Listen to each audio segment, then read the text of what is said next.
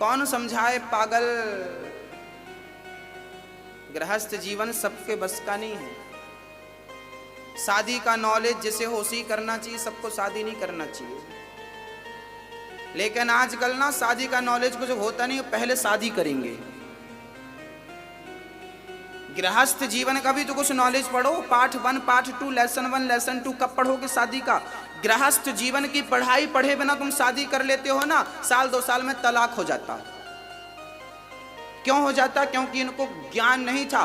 भाई ड्राइवर गाड़ी स्टीयरिंग में बैठे हो तो पहले चलाना तो सीखो। हाँ, एक छोटी सी गाड़ी को चलाने के लिए आपको ट्रेनिंग लेनी पड़ती है। और संसार का गृहस्थ जीवन सबसे श्रेष्ठ जीवन, सबसे बड़ी गाड़ी पर बैठने जा रहे हो तो कुछ आपको गाइड नहीं लेनी पड़ेगी, शिक्षा दीक्षा नहीं लेनी पड़ेगी। जो लोग शिक्षा दीक्षा लिए बिना विवाह कर लेते हैं वो शादी के 2 साल बाद आपने देखा होगा पत्नी इस रास्ते पे जा रही है, पति इस रास्ते पे। गृहस्थ जीवन सबसे श्रेष्ठ और सबसे बड़ा जीवन है।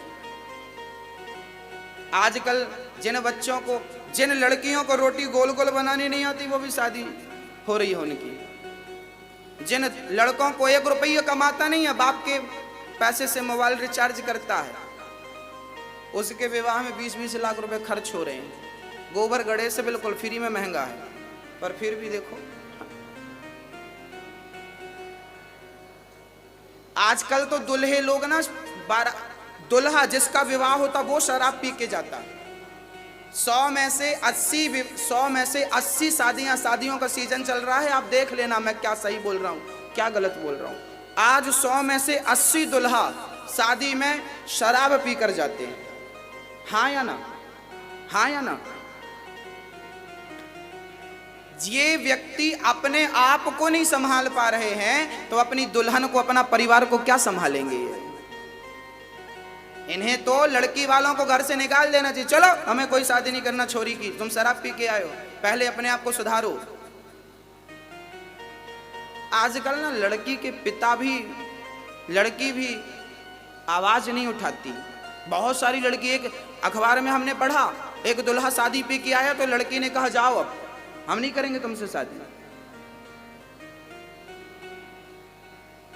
करो ही मत।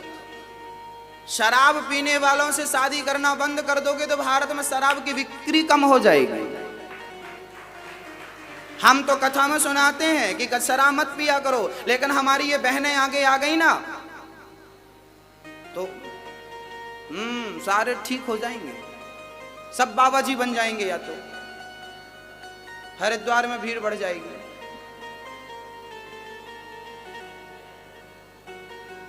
और माँ बाप की भी बड़ी गलती है। शादी में तुम्हारा बेटा शराब पी के जा रहा है, जब दुल्हा बनता है ना लड़का, वो नारायण होता है, और लड़की जब दुल्हन बनती है वो लक्ष्मी होती है। शादी के मंडप में कोई भी दुल्हा बैठा हो आप उसे प्रणाम कर सकते हैं।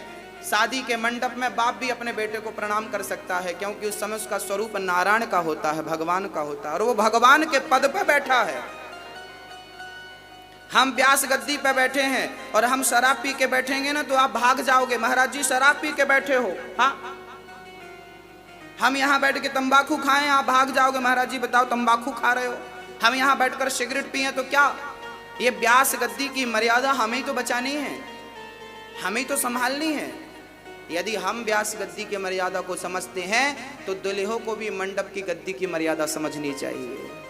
इसे पहले समझाओ कि दुल्हा होता कौन है, दुल्हन होती कौन है, होता कौन है, होती कौन है। ये जाने बिना तुमने शादी कर ली, घर बर्बाद हो जाएगा। इसलिए पहले सत्संग कराओ।